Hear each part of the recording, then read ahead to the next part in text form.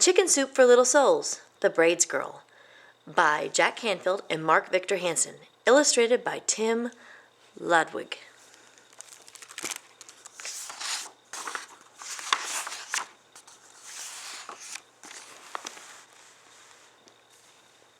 Grandpa Mike did volunteer work every Sunday. He called it his God's work. I never knew what he meant by that until he stopped by our house on his way. "Why don't you come along today, Izzy?" he asked. I'd go anywhere with Grandpa Mike.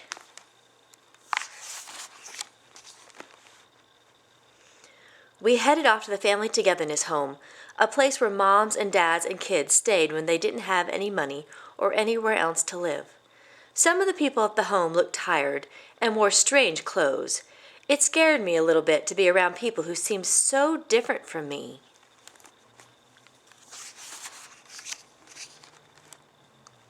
But Grandpa Mike smiled and talked to them all like they were old friends of his. He dished out food for them onto little plastic plates. Sometimes Grandpa Mike pretended he was a waiter in a classy restaurant, serving up fancy meals to important customers. Everybody laughed when he said, "Would Madame care for another biscuit?" I saw a girl about my age sitting on the floor in the corner. Her clothes were dirty and torn, and her hair hung in two long braids that were coming undone because they weren't fastened on the ends. She had her arms wrapped around her bent-up knees, and she was rocking back and forth with a sad look on her face.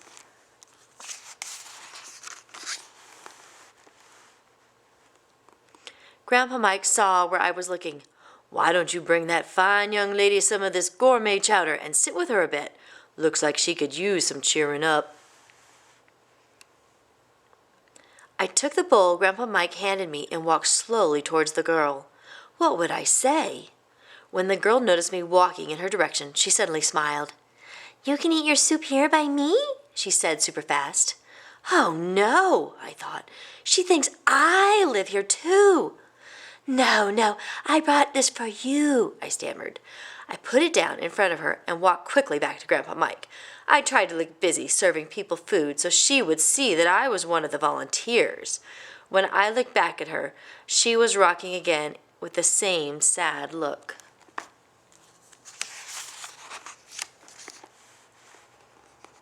On the way home, Grandpa Mike said how much he liked having me do God's work with him. He said I could come any time. "Why are those people so poor?" I asked him. "Sometimes people make bad choices, and sometimes they just have bad luck," he said. "But we're all God's children just the same." I kept thinking and wondering about the girl with the braids. Did she have any other clothes to wear? Did she go to school? Did she ever watch TV? Had she ever been to a movie or to an amusement park or even to a museum? The next day I called Grandpa Mike. "I want to do God's work with you again," I told him. "I'm pleased as punch," he said. The rest of the week I gathered up all my outgrown clothes. The Braids girl was a little smaller than I was, so I guess they'd fit her fine. I asked Mom if it was okay for me to give my old clothes to a girl I'd seen at the family togetherness home. "I think that's a wonderful idea," she said, hugging me. It was hard to give up some of my favorite things, even if they didn't fit me anymore. My purple high tops with the beautiful rainbow-colored laces were the hardest to give away. They were the coolest shoes I'd ever had. On Sunday, I showed Grandpa Mike the bag of clothes. "I see God's work agrees with you," he said. And when we got to the family togetherness home, I found the Braids girl leaning against a woman who must have been her mother. As I started towards them, I suddenly felt unsure about the bag of clothes in my hands. Would she like the same kinds of clothes I like? Would her mother mind me giving her the clothes? When the Braids girl saw me, her whole face lit up. She took a big step in my direction, saying, "You came back." "I just wanted to give you these clothes," I said nervously, handing her the bag. Her smile disappeared. "Thank you," she mumbled. I hurried over to the other volunteers. She walked back to her mother and leaned against her into her side.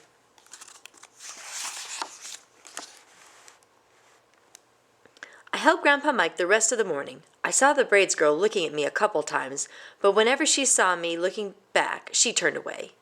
On the way home, I asked Grandpa Mike, Why didn't the Braids girl like the clothes I brought her? Oh, I'm sure she appreciated that, Izzy, he said, but maybe it wasn't what she really needed most. I thought about that for a few days.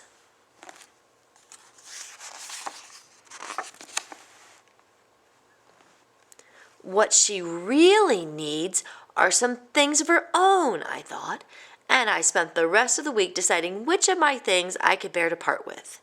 Some of my stuffed animals had seen me through plenty of sad times.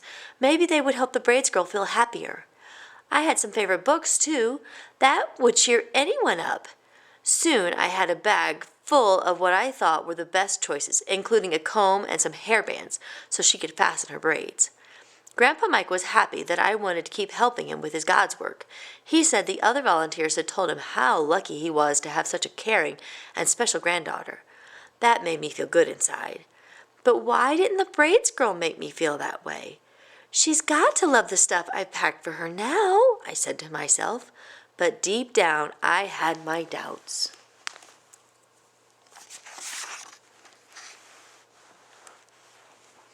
The next Sunday, the Braids girl skipped over to me before I even had a chance to look for her. Do you want to play hopscotch? She asked, pointing to a hopscotch board she had scratched into the dirt just outside the doorway. No, I said, but I wanted to give you this stuff. I hope you like it. The Braids girl looked in the bag and sighed. Thanks, she said without a smile. I didn't know what to say, so I walked back to Grandpa Mike. It bothered me that nothing I did ever made the Braids girl happy. Why the glum faces? Grandpa Mike asked. I just don't understand, I said. Every time I give anything to the Braids girl, she looks more sad than she did before. I want to make people happy and do God's work like you. What am I doing wrong, Grandpa Mike? Grandpa Mike knelt down beside her. Well, first tell me something, Izzy. Why is it you call that child the Braids girl? He asked. Because she always wears those unfastened braids, I said, and I don't know her name. Grandpa Mike scratched his chin. Best way I know to find out a person's name is to ask 'em, he said.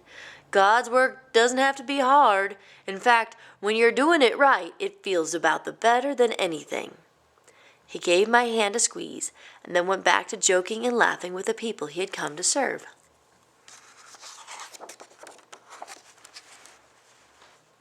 The Braids girl had changed into my old yellow jumper, but she didn't look any happier than she had looked before. I watched and thought about what Grandpa Mike had said. Maybe things weren't all that she needed. Maybe what she needed most of all couldn't be carried in a bag. I was nervous, but I knew what I wanted to do, what I should have been doing all along. Hi, I said. My name is Isabella, but most people call me Izzy. The Braids girl looked up, not sure at first she could trust me this time. Then she smiled, that super big smile. I'm Susan, she said. Susan, I thought, a real person with a real name. Want to play hopscotch? I asked her. Are you sure? Asked Susan. You really want to? Come on, I said.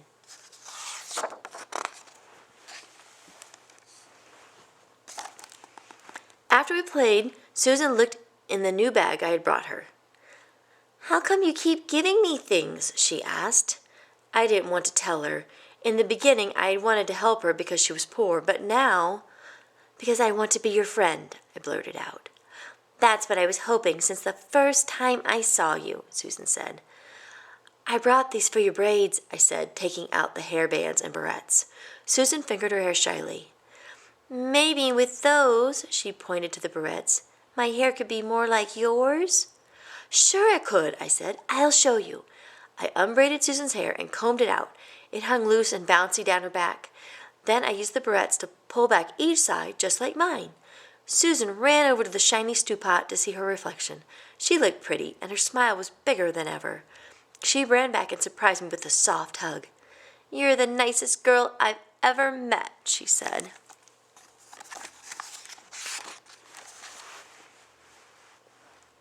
Susan and I talked and played games the rest of the morning. We laughed and told secrets and had lots of fun. She told me her mom had gotten a house cleaning job, and they were leaving the home the next day to live with a family in my town. She even be going to the same community day camp I was going to for the summer. She was a regular kid, just like me and my friends, and that's what she'd wanted right from the start, for me to see her that way.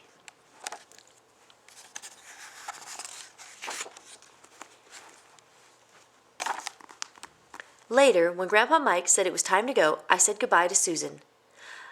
"I'll save you a seat on the bus on the first day of camp next week," I promised her. "Wait," Susan said. "I have something to give you this time." And she reached in her pocket and pulled out a colorful braided friendship bracelet. Susan took my arm and tied the bracelet around my wrist. The beautiful colors of the braided string looked familiar. A braided gift from the Braids girl. Only she would never be just the Braids girl again to me. "That's so you'll remember me," she whispered.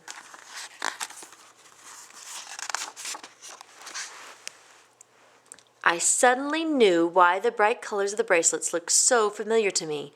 I looked down at Susan's feet. Sure enough, she was wearing my special outgrown high tops, except that now they were held together by old gray-white strings.